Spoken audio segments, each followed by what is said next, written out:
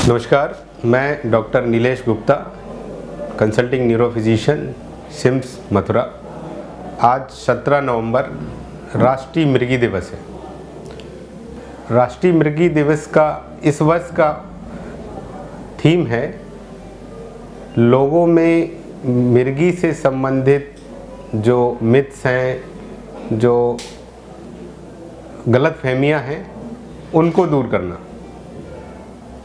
मृगी एक बहुत ही common problem है। हिंदुस्तान में लगभग हर 200 में एक आदमी को मृगी है और कई बार ये एक स्टिग्मा होने के कारण लोग इनको छुपाते हैं, बताते नहीं हैं, इलाज नहीं लेते हैं, जिस कारण से उनकी दिनचर्या भी प्रभावित होती है। तो आज मैं आपसे बात करूंगा उन गलतफहमियों के बारे में मृगी से संबंधित जो समाज में काफ़ी व्याप्त हैं। तो सबसे पहली गलतफहमी या मिथ्स जिसे हम कहते हैं, ये है कि मृगी एक दैवी प्रकोप है या एक अभिशाप है या देवताओं के शाप के कारण होता है। ये एक मिथ है या एक गलतफहमी है। वास्तविकता ये है कि मृगी एक बीमारी है, जैसी बाकी आम बीमारियां होती हैं, शुगर है, डायबिटीज़ है, डेंगू है, मलेरिया है, जैसे दूसरी बीमारियां हैं शरीर की, उसी तरह से मृगी भी एक बीमारी है जिसका इलाज है और जिसके लिए आप दवाएं खा सकते हैं और कंट्रोल कर सकते हैं। दूसरा मिथ मृगी से संबंधित ये है कि जब किसी को मृगी हो जाती है या पड़ जाती है तो अक्सर हम उसको जूता सूंघा देते हैं या मोजे सूंघाते हैं या कोई बदबूदार चीज़ उसके नाक के पास लेके आते हैं। ये एक गलतफहमी है कि ऐसा करने से मृगी बंद हो जाती है।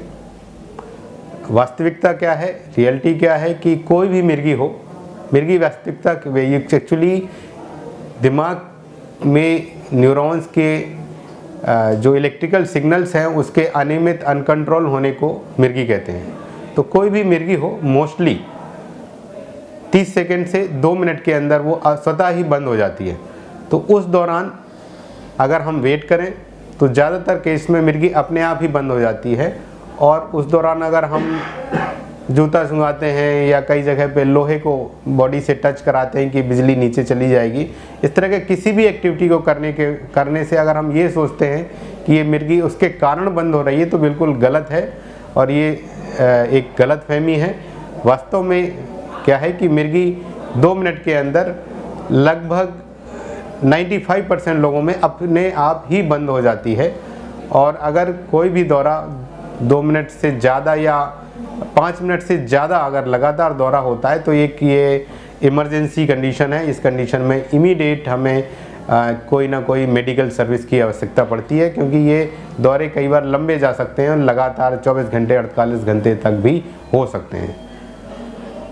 तीसरी मृगी से संबंधित गलतफहमी क्या है कि ये किसी खास वर्ग में होती है, जैसे बच्चों में होती है। तो रियलिटी ये है कि ये किसी को भी हो सकती है, बच्चे, बूढ़े, जवान, पुरुष, महिलाएं, किसी भी ग्रुप में, किसी भी जेंडर में, किसी भी एज में हो सकती है। एक और गलतफहमी है कि अगर महिलाओं में या लड़कियों में मृगी होती है तो क्या वो शादी कर सकती हैं, उन्हें शादी नहीं करना चाहिए। ये एक मिथ है, गलतफहमी है। वास्तविकता ये है कि मृगी से पीड़ित लड़की या महिला एक नॉर्मल आदमी की तरह विवाह कर सकते हैं, बच्चे पैदा कर सकते हैं और उनका लालन पालन कर सकते हैं, बशर्ते मृगी पूर्ण रूप से कंट्रोल हो। अगर मृगी कंट्रोल है तो कुछ दवाओं के द्वारा ये कंट्रोल रहती है और ये बार बार नहीं बढ़ते हैं। अगर दौरे बार बार होते हैं तब जीवन शैली में कई चेंजेस आते हैं, मानसिक स्थिति में भी बदलाव होते हैं। तो सबसे इम्पोर्टेंट है मृगी का कंट्रोल रहना। तो ये कुछ कॉमन मिथ्स हैं जिसका समाज में अभाव है। अगर जागरूकता फैलाई जाए तो इन चीज़ों से हम अलग हो सकते हैं। अब बात करते हैं मिर्गी के इलाज के बारे में। कुछ बेसिक जानकारी कि मिर्गी का इलाज है और लगभग 70 से 80% लोगों में अगर सही दवा सही डोज में सही डायग्नोसिस के साथ दी जाए तो 70 से 80% लोगों में जो मिर्गी है उस पर पूर्णतः कंट्रोल पाया जा सकता है। बाकी कुछ कंडीशंस होती हैं जिनमें हमें सर्जरी की आवश्यकता भी पड़ सकती है। तो प्रॉपर डायग्नोसिस, प्रॉपर मेडिसिन और प्रॉपर डोज ये बहुत ज़रूरी है मिर्गी के कंट्रोल के लिए। एक और चीज़ जो बहुत इम्पॉर्टेंट है, जैसे कि हम एक CPR वर्ड होता है, कार्डियोपल्मोनरी रिससिटेशन, जैसे जानते हैं कि कभी इमरजेंसी हो, हार्ट बंद हो जाए तो हमें छाती को दबाना चाहिए, जिसे CPR कहते हैं। इसी तरह की एक व्यवस्था मिर्गी के केस में होती है। जब भी किसी को कहीं पर भी, आप किसी पार्टी में हैं, किसी क्लास में हैं, किसी कॉमन जगह पे हैं जहाँ किसी को दौरा पड़ जाए, तो कुछ कॉमन इंफॉर्मेशन जो सभी के को होना चाहिए कि हम उस मिर्गी से पीड़ित व्यक्ति की हेल्प कैसे कर सकते हैं, इसके बारे में मैं कुछ बताऊंगा। जैसे जब भी किसी को दौरे पड़े, सबसे पहले उसको एक ज़मीन पर फ्लैट सरफेस में लेटा दें।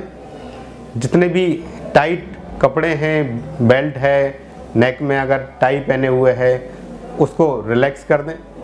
उसको करवट लेके लेटाएं ताकि कोई भी जो फ्रॉथिंग या झाग होता है वो अंदर ना जाए और सांस प्रॉपर तरीके से ले सके।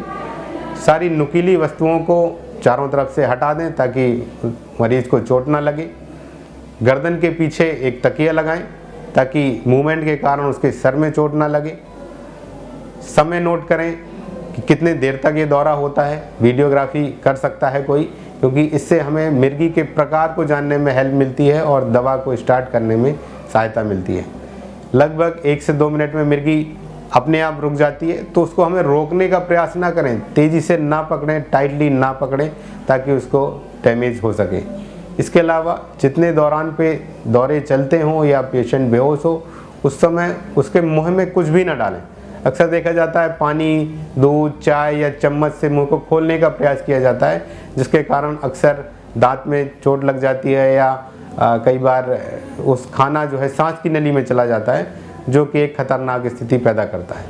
तो ये एक सामान्य जानकारी है जो समाज में हर आदमी को होना चाहिए, जिसके कारण से अगर आपको जानकारी है तो मिर्गी से पीड़ित व्यक्ति को आप उस समय तुरंत सहायता दे सकते हैं। और अगर कोई दौरा 5 मिनट से ज़्यादा चलता रहे तो तुरंत ही उसे हॉस्पिटलाइज करें। तो मिर्गी एक बीमारी है, सार में मैं कहूँ, और समाज का यह दायित्व है कि उन लोगों को सपोर्ट दें ताकि वो भी एक समाज के अंदर अपना योगदान दे सकें और एक सामान्य जीवन यापन कर सकें। धन्यवाद।